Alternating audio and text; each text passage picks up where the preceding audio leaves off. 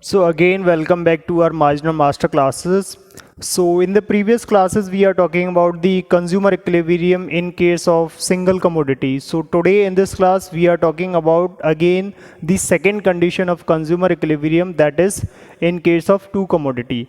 So as we already discussed in the previous class that in case of single commodity, customer want to purchase a single commodity only by his income, but in this second condition the customer want to purchase more than one commodity of his income. So let's see. So consumer equilibrium in case of two commodity, actually in this situation consumer consume more than one commodity. Consumer क्या कर रहा है? Consume more than one commodity. In such a case law of DMU will work. कौन सा? Law of diminishing marginal utility is extended to many goods which the consumer purchase. Law of equimarginal utility helps. Therefore यहाँ क्या कर रहा है? Law of equimarginal utility will work, which help in determining the consumer equilibrium in case of two commodity. Basically, according to this equimarginal utility, the consumer get maximum satisfaction when the ratio of marginal utility of two commodity of their respective prices are equal.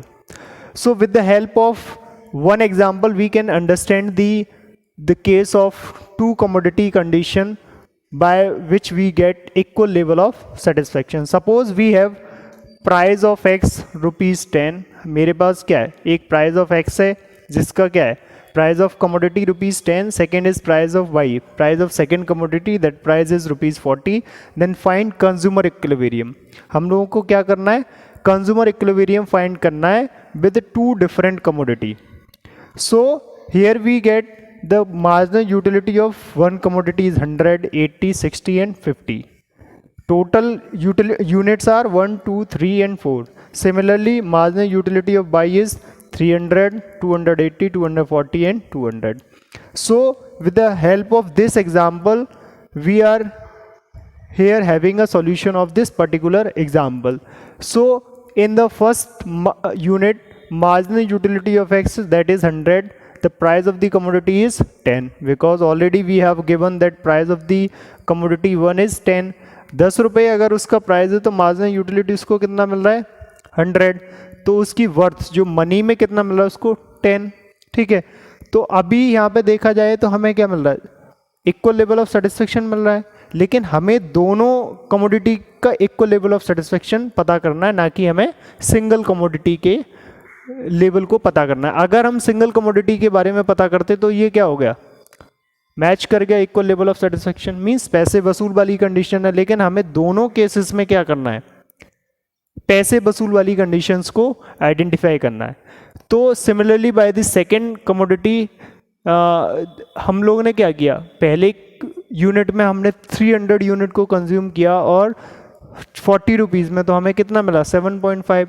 लेकिन हमें यहाँ कितना मिला है? 10. तो अभी difference है ना 2.5 का. तो सेकेंड यूनिट हमने फिर से कंज्यूम किया, हमें 80 consume utility of level satisfaction मिला एंड देन 280. अभी भी हम कितना है? 7. लेकिन यहाँ पे हमें 8, 1 से अभी भी लॉस है. फिर हमने थर्ड यूनिट कंज्यूम की तो हमें पता चला कि दोनों के केसेस में हमें क्या मिल रहा है? इक्वल लेवल ऑफ सेटिस्फेक्शन हम लोगों को मिल पा रहा है. But here we see that before third unit consume हम लोगों को क्या हो रहा था? अभी इक्वल लेवल ऑफ सेटिस्फेक्शन नहीं मिल रहा था दोनों के केसेस में. वहाँ पे 2.5 का डिफरेंस था. सेकेंड वाली कंडीशन में सेकेंड यूनिट जब हमने कंज्यूम की तो 1 का डिफरेंस था. लेकिन जैसे ही हम लोगों ने थर्ड यूनिट कंज्यूम की, हम लोगों का इक्वल लेवल ऑफ सेटिस्फेक्शन हमें मिला at the point of third unit. जब हमने थर्ड यूनिट कंज्यूम की दोनों कमोडिटी की तो हमें इक्वल लेवल ऑफ सेटिस्फेक्शन मिल गया.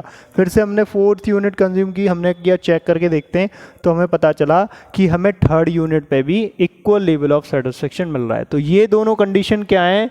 हमारी equal level of satisfaction identify कर रही हैं in case of two commodity. So the point of equilibrium in both the condition is 3. हमें थर्ड यूनिट जैसे ही हमने कंज्यूम किया वैसे ही हमें क्या मिल गया? इक्वल लेवल ऑफ सेटिस्फेक्शन मिल गया. मींस हमारी कंडीशन क्या हो गई? Marginal utility of X over price of the commodity X is equal to marginal utility of Y over price of the by is equal to हमारा क्या हो गया, एम यू एम इक्वल भी match कर गया। कौन सी यूनिट पे आके, थर्ड यूनिट पे आके। तो hence the consumer equilibrium where marginal utility of X over the price of the commodity X is equal to the price of the commodity Y over the price of the commodity Y is equal to the marginal utility of money. So with the help of example here we see that 60 divided by 10 हमने क्या किया, 60 divided by 10 हम लोगों को कितना मिलेगा 6, और 20 divided by 240 divided by 40 is again 6। Then हमें दोनों केसेस में क्या मिल रहा है, इक्वल लेवल ऑफ सेटिस्फेक्शन मिल रहा है। तो बहुत सिंपल था in case of two commodity. बस हमें ये यहाँ पे चेक करना था कि जब हम अपनी इनकम टोटल एक कमोडिटी पे खर्च कर रहे हैं तो किस स्टेज पे आके, किस यूनिट पे आके हमें इक्वल लेवल ऑफ सेटिस्फेक्शन मिल रहा है, मतलब ऐसी कौन सी कंडीशन बन रही है जहाँ पे हमारी पैसे वसूल वाली कंडीशन हो पा रही है। सिमिलरली यहाँ पे हमें इनकम वही रखनी है, लेकिन हमें ये चेक करना है कि जब हम वही इनकम दो अलग अलग कमोडिटी पे अगर स्पेंड कर रहे हैं तो हमें किस लेवल पे आके इक्वल लेवल ऑफ सेटिस्फेक्शन मिलेगा। उसी सारी कंडीशंस को हम बोलते हैं consumer equilibrium in case of two commodity. I hope आप लोगों को समझ आया होगा consumer equilibrium condition, that is the in case of two commodity. So thank you so much again, tata, bye bye.